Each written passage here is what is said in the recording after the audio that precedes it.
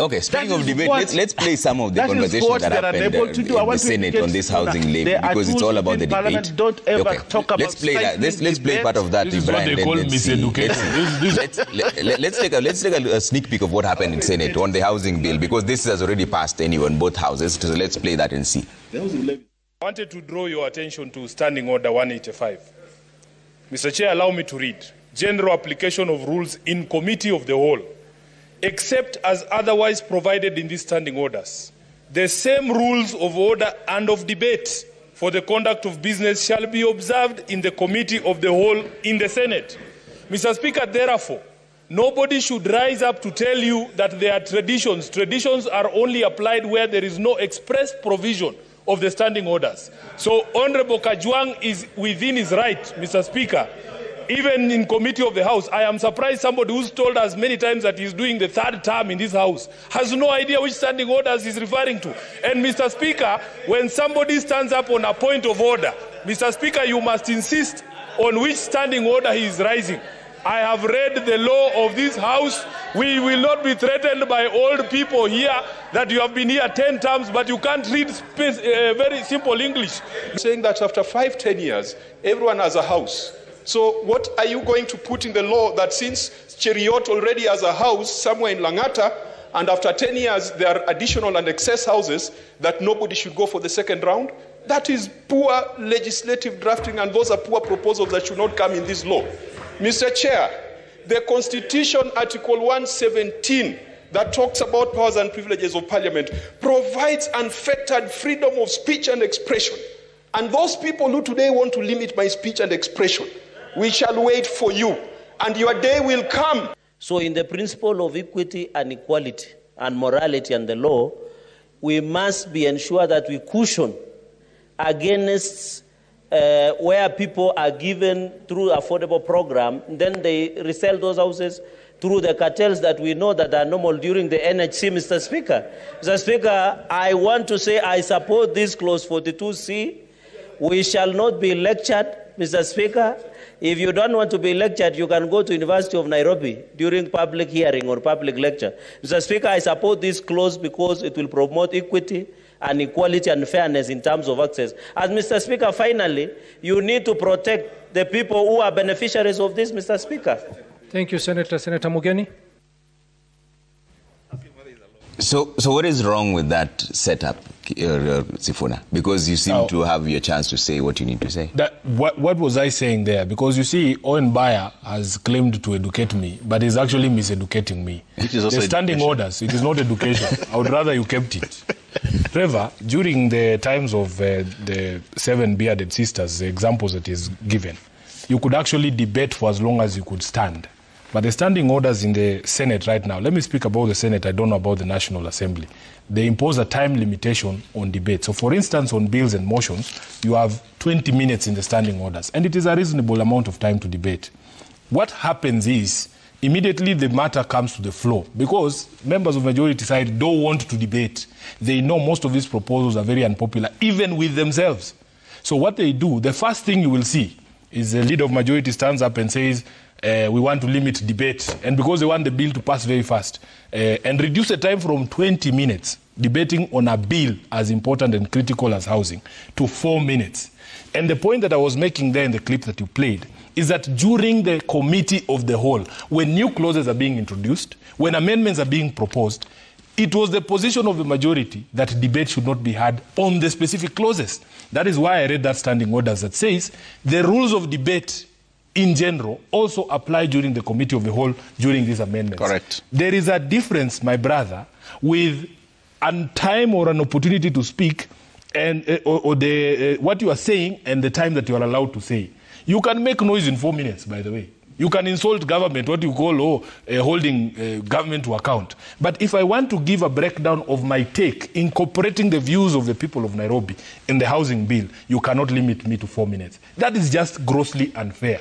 And what is happening, I am telling you, is that increasingly that space for debate is being reduced. And there are many examples. So, Trevor, when we complain, it is not as if we are just crybabies. It is not as if I am unable to do the things that he's telling me to do here. The rules simply do not allow me to do. Let me make a final point on the question of taxation that he raised. Nobody is saying that there should be people who are exempt from paying taxation.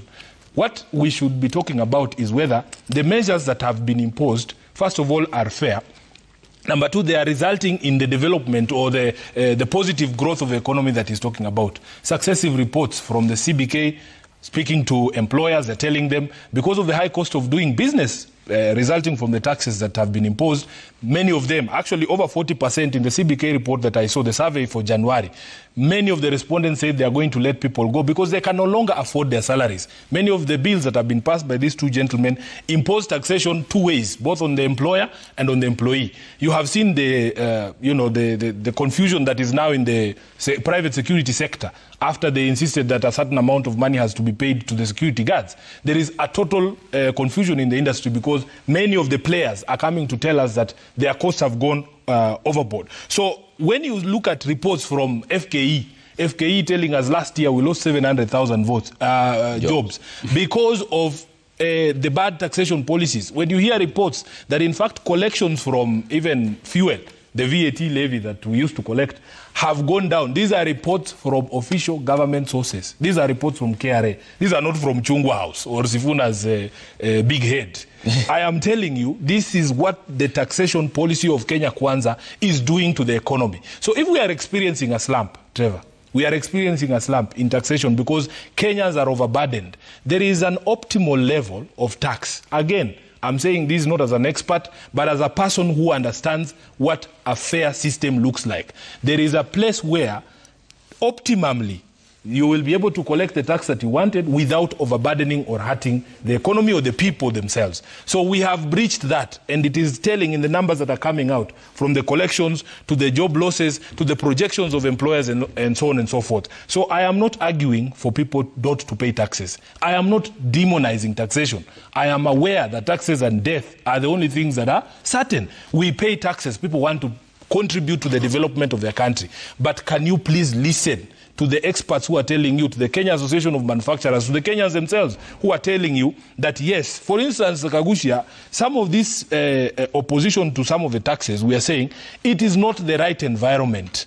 So for instance, if you want to levy a tax on imported sugar, can you at least put in place the mechanism that will ensure that we can have the capacity to produce that local sugar in the quantities that at least will be sufficient for our local manufacturers not to suffer either high prices or lack of stocks, and then now say, because we want to encourage this nascent white sugar industry to grow, we're going to limit importation. That is how you proceed. What comes before the other is also critical, and that is why we are saying, when a bill like this comes before you as a legislator, you have a constitutional responsibility to just look at all the angles, and see all the implications of the bill that you're passing so that you don't hurt people. Okay. On Trevor, we cannot all be wrong in the Senate side. Maybe I am a hothead or a big head, yeah? But Senator Kajwang, Senator Okongo Mogeni, senior counsel, all these people cannot be wrong by saying, allow us to ventilate. And we have said, by the way, Trevor, the reason I like this show is that, do you know I get to speak more on this show than I speak in Parliament? And it's not because I don't have things to say. As you can tell, I have things to say. I would like to say them at the venue that is most impactful for the people of Nairobi. But when I go into the House and I'm told to debate a bill for 4 minutes, Trevor, where is that fair? How is that fair? And he's talking about filibustering in the US Congress. I cannot go beyond the 4 minutes because my mic is switched off. Okay. I don't know which tools he's talking about. Allow Kagusha to come in, then we come to you. Yeah, so the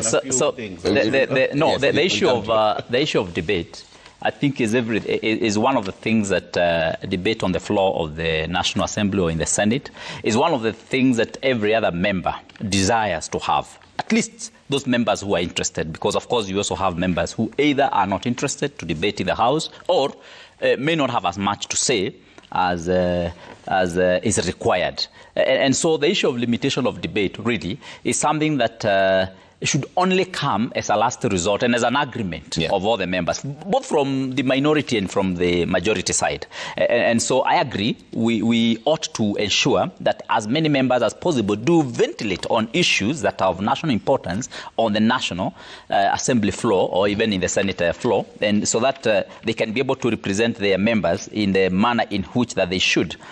And I just wanted to say once again, this issue of importation taxation has also to do with the issue of forex.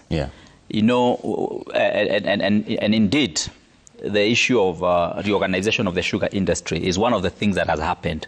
Honorable Sifuna, one of the reasons why the issue of sugar has gained so much attention from the Kenya Kwanza government is because there's a move now to reorganize. And indeed, that has happened a lot, by the way. A lot of progress has already been made in terms of production of even industrial sugar in Kenya. That is indeed in place. And what the government is saying, we are spending so much as a country on importation. We are paying so much of dollars, or we are buying so many dollars as a country to import products from other countries, including sugar, including foodstuff, including fertilizers. And what as a country now must be done is to ensure that that is stopped. And I can tell you, you will never have the right time to now say, now this is the right environment to stop importations. What you do is that by introduction of some of these barriers and tariffs that are usually introduced, as this would happen even in the international taxation regime and international trade regimes, they would introduce tariffs, not because something is already prepared, no, but to ensure that you go and prepare. So once you create the environment. So once you have introduced that barrier, you also create environment on this other side. It accelerates. Kagusha, you had said earlier on that your members of parliament from Mount Kenya were playing populist politics when they chased out the KRA officials. I see here on page 14 of the Standard, and you have the Standard there, there's a fresh bid to amend the Finance Act after MP introduces bill. A Kenya Kwanza member of parliament has introduced an amendment bill to the Finance Act 2023 seeking to exempt farmers from the electronic tax invoice management system. That is the member of parliament for Kandara, Shege Njuguna. So isn't that evidence that this was not well thought out? Why are we amending it now? Look at this. Look at this. What I said here is that it is wrong for you to prevent the taxman from explaining the taxation measures and regime and sensitizing members of the public. You may disagree. And if you disagree, this is the right forum and this is the right way to do it. Are you getting? But after you don't so state manage. You know, just something like what happened to the issue of teachers in Western Kenya, where a school performed badly, and as a politician you ought to storm in the school and chase away or aid parents to chase away teachers. You know, the reason why we are elected and the reason why we are leaders is because we are also afforded platforms and opportunities of ventilating on issues that concern the same people, are you getting, in the right forum. And so as a politician, you can't go and unless the government officials really are doing something in total disregard of the law, if they are doing something in accordance with the law, what you need to do as a leader is to, if you don't agree, if you don't agree with the law, you have the right forum as a leader to go and deal that issue. But isn't this to deal that issue of the law? Can I get enough time to debate? So, can I ask Trevor? Yes. Was public participation on this bill done in Kandara? Because that is the forum. It should not be on KRA officials to explain to them a law that you have passed. You are the representative of the people. When we say do public participation, that is when, if we want to discuss issues of cashew nuts in Kilifi, we want to pass a bill. At the very minimum, I expect Owen Bayer to make sure that public participation happens in Kilifi to explain to the people the implications of the vote that is going to take. You don't wait. You are the one who has passed the law. Then you are sending some hapless KRA people to go and explain to the people. The people did not elect those KRA officials. And now it is your responsibility as a member of parliament. I think we are saying the same thing, that as a member of parliament, what you need to do is to ventilate on the issues on the floor of the assembly, isn't it? and ensure that you are doing the right thing and that the right law is put in place. So the member of parliament for Kandara is within his I mean, that is what should have been done. That is what should be done. Are you getting? After they had passed it. Are you getting? That is, I mean, it's okay. I mean, only a fool doesn't change their mind. And really, you can't say that someone, by having done something, and now they want to change their mind. So there's nothing wrong with that. Then? Do you know? You support his amendment? Trevor, look at this. Look at this. Do you know the finance bill is brought every year? We have a finance bill every year. Like now we are preparing another finance bill. True. And do you know what happens? The things that were in the finance bill last year that did not work okay are usually removed in this finance bill. So is this one are you one getting? of them? That's I mean, there are many things, not only this. There are many things that which, when they are introduced, sometimes some of the things that are introduced in the finance bill may not always get the desired results. Are you getting? And if that happens, that's why there is an opportunity to present a finance bill every year. There are many things that we remove, others are added, others are changed, others are modified, and that is the beauty of the law. That's the beauty of the assembly. That's the beauty of having a flexible democratic system. Because today you say this, tomorrow you find that is not working okay, you go and change it. So if there are many things, then it means the Finance Act for 2023. So what is going to happen? What is going to happen in this finance bill that is going to be introduced? Is also going to look at some of the things that had been introduced in the last finance bill. Some of them that may not have worked okay. Are you getting? They will also be modified and changed. Others might also be introduced. Are you getting? And so this system is not cast on stone. It's not. Are you getting? And also, it's also important to know this. Kenya Kwanza is a new government, and this really was the first finance bill that ever was done by the Kenya Kwanza government. And Kenya Kwanza government came in with a manifesto. Are you getting? Yes. And this manifesto is anchored on the plan. All right? And in the plan, there are well-established factors that have been put there. Okay. Like, if you look at one of the things that came with this government is to ensure that the forex issue of the forex exchange is left much more to the markets. Okay. Okay? All right. And when that was done, what was the net effect, or what was the impact on the ground? Once we left the market to do its own dynamics and gymnastics, at some point the dollar went overboard. Are you getting? But luckily, as the market has started improving, you also find... Let him just make his even point. Bayer is complaining, Let him make his and I have not said it. They're two against one. Let him make his point. Bayer is complaining about you. You're taking too much time. I mean, he had his time. I have my time. Make your point. So the issue is that the issue of forex was taken to the market and allowed to have the market forces take place.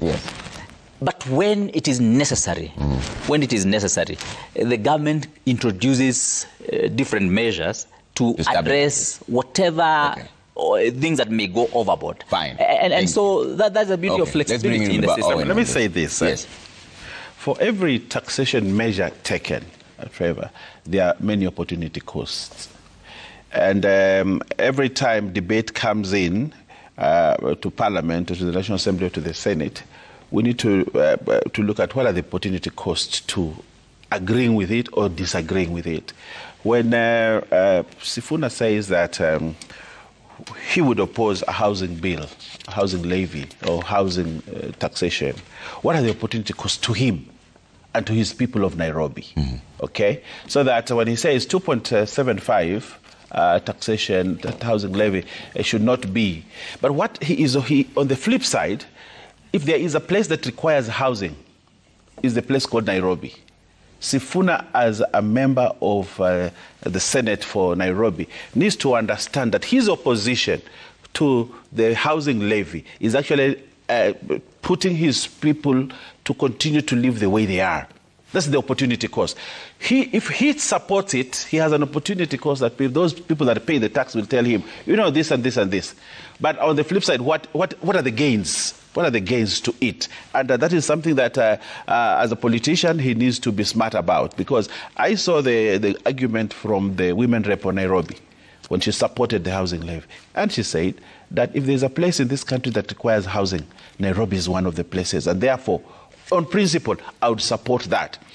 whether this is a cost to my people in Nairobi, but I'm looking at the growth of the urban areas and housing and all that. Is somebody from Kilifi North talking about Nairobi? No, I want to speak about your area. But he lives in Nairobi. He lives in Nairobi. I will explain to you why I'm opposed. He lives in Nairobi.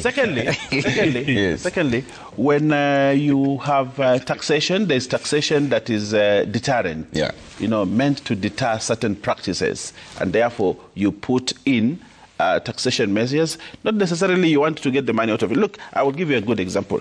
When the finance bill came in, it had something on clinker, high taxation on importation of clinker. I supported, I stood and supported. I said, yes, we should put high taxation on clinker. But I understood certain things.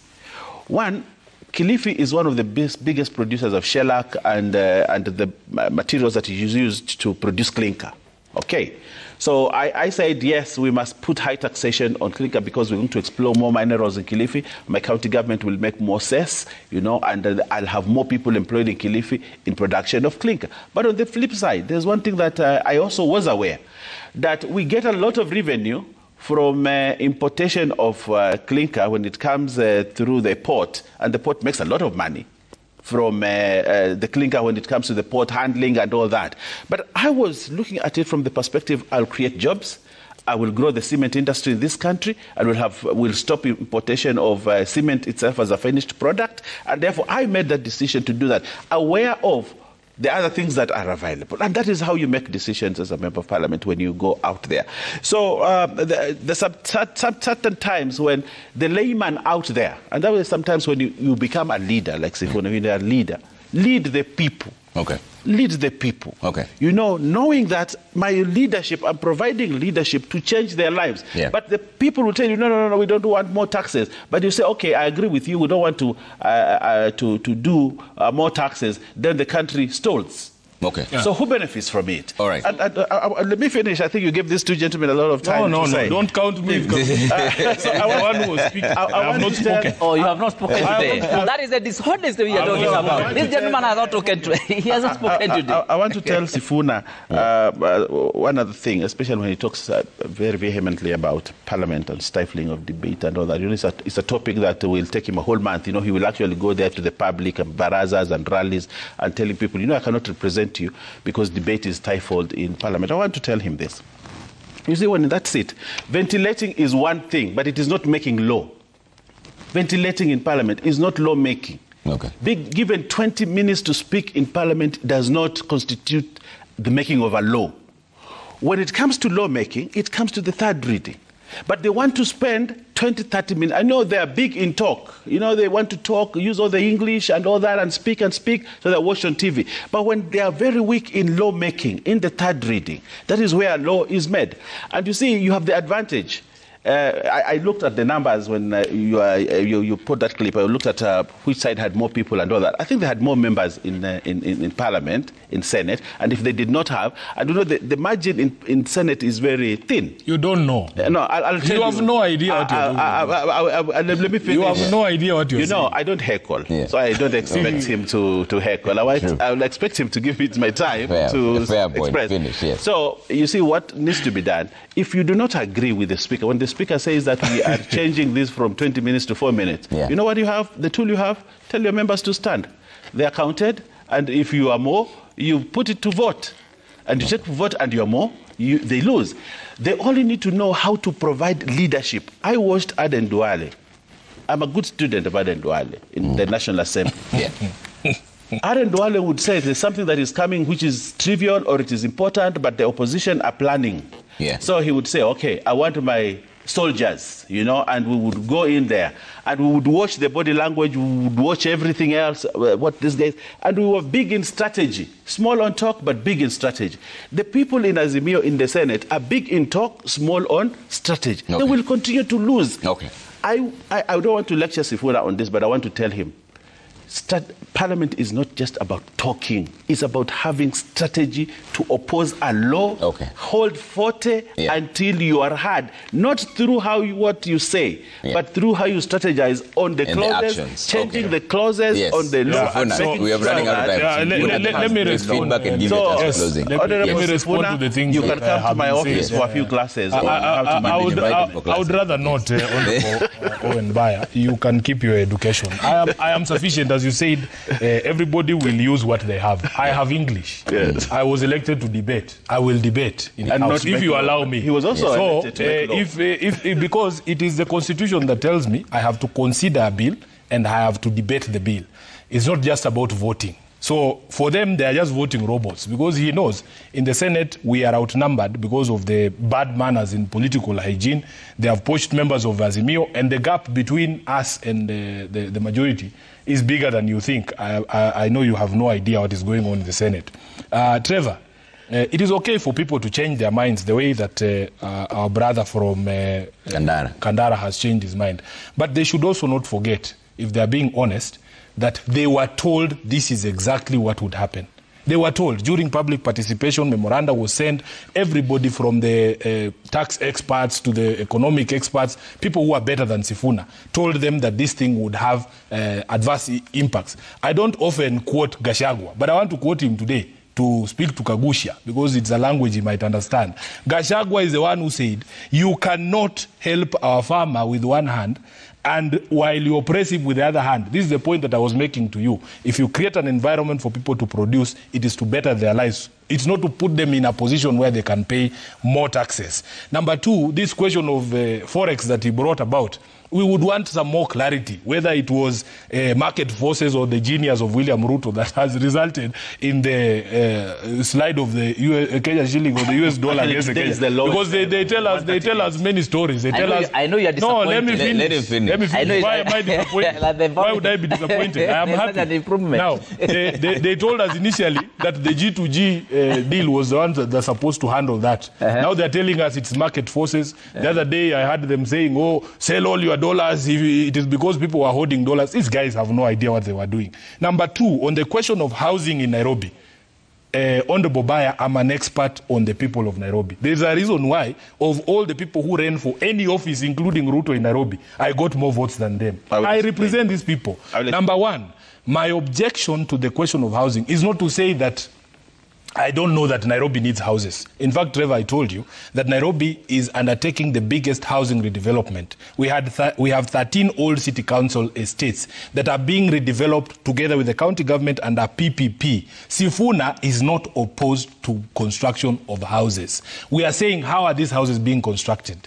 In the last term, President Uhuru Kenyatta started various housing development projects here in Nairobi. Pangani is going on.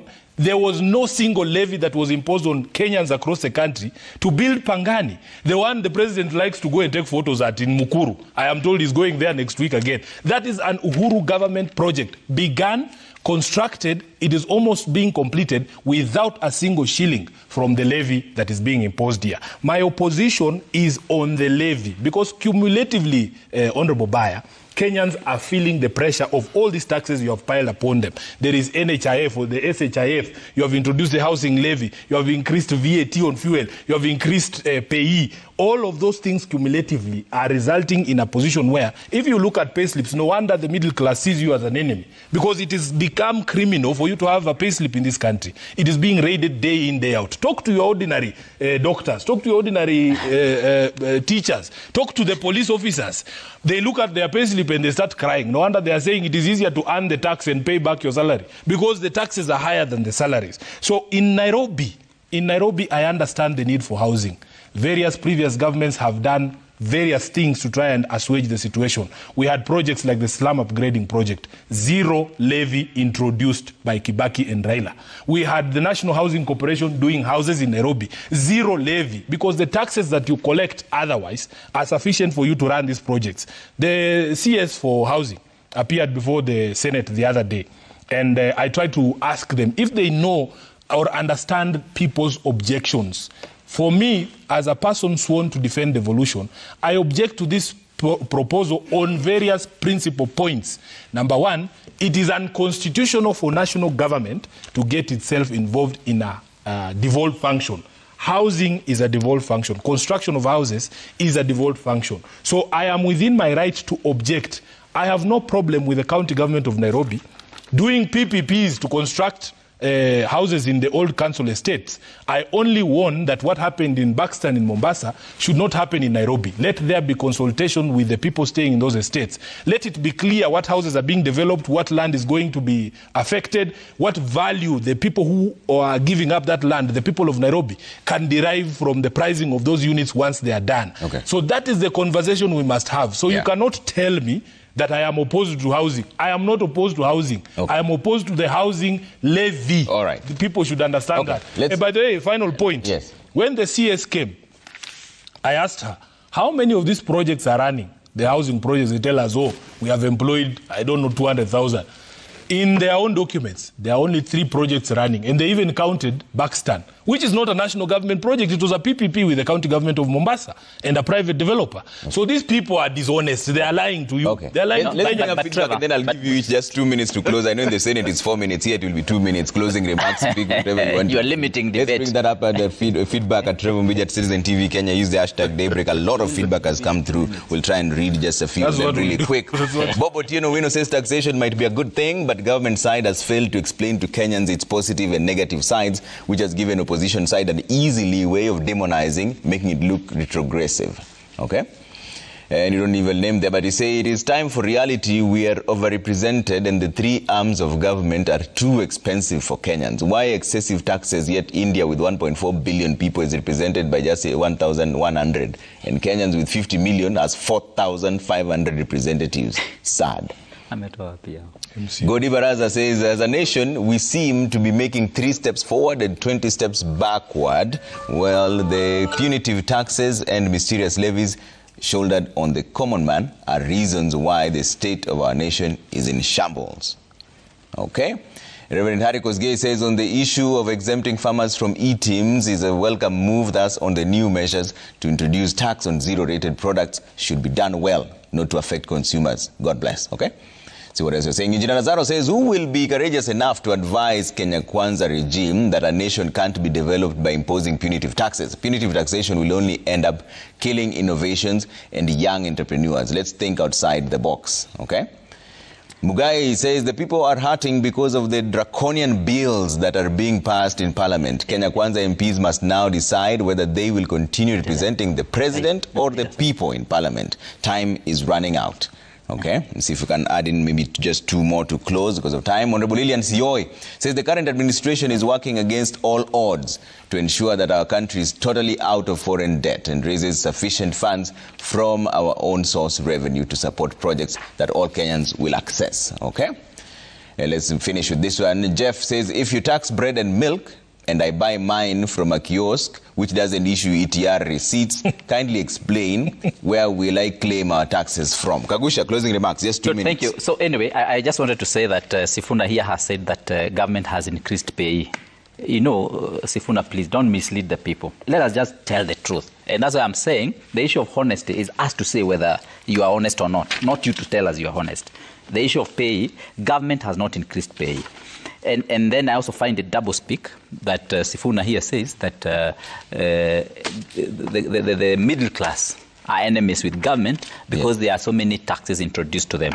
And the only way to ensure that the middle class doesn't carry this burden of taxation, to ensure that they are not the one who are building the nation alone, is to ensure that every person in the country does make a small contribution. So whatever you do, wherever you do, as a government, you get some form of support to ensure that you are able to have an environment to deliver what it is that you do, to produce whatever small or big you do, and then make a small contribution to the economy, isn't it?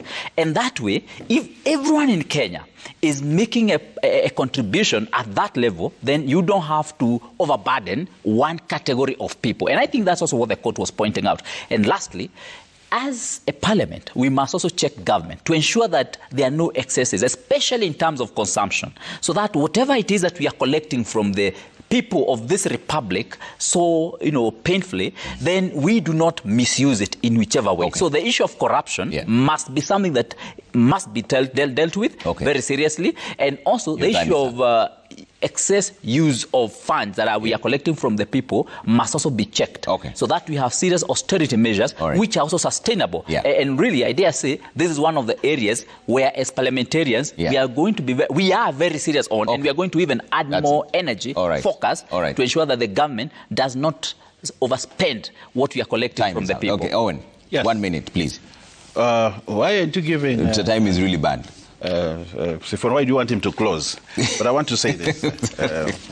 What does it matter? It's only the three of you. Someone has to close. There's nothing new. Now we are spending your 2 minutes. There's nothing new he will say. But I want to say Don't this. Don't be afraid. I want to say this. You see, one of the most important things that is happening in this country is that the shift from subsidies to having market forces control the economy is paying off.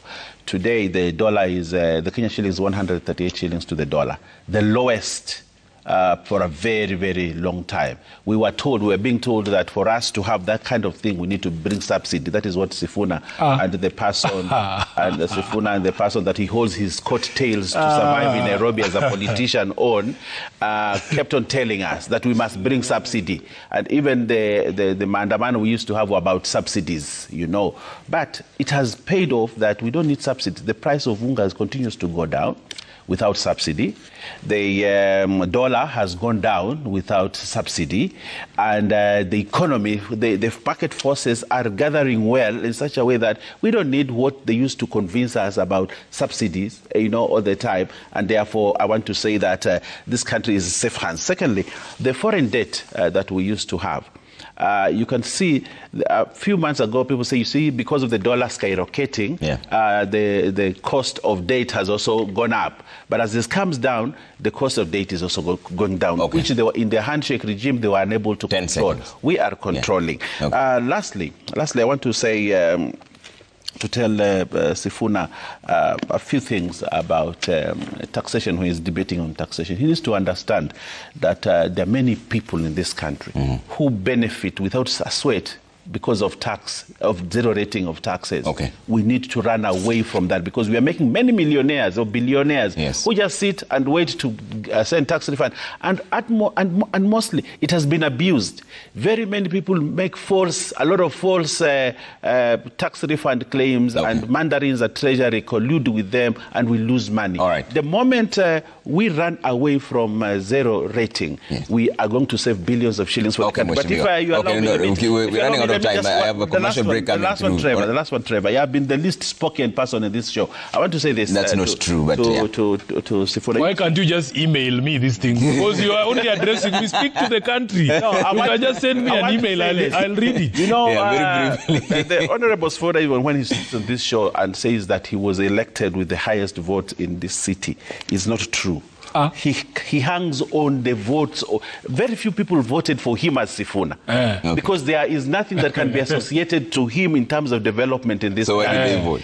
They voted because of party. So he holds ODM votes, not that these votes are his. So he cannot come to this show and try to tell us that he's a popular leader. It's only the party that is popular in Nairobi, and it gave him a vote. So my friend, be humble. What Owen Baya doesn't know is that I ran in 2017 and you lost with the same ODM, with the same quote that he's talking about, and I lost. So don't tell us about party and quotes here. And you yourself have done some pretty good time hanging on that same quote that you're accusing me of hanging. At the end of the day, it is a question of fact. You can take the numbers. I got more votes than Ruto in Nairobi. It is a fact.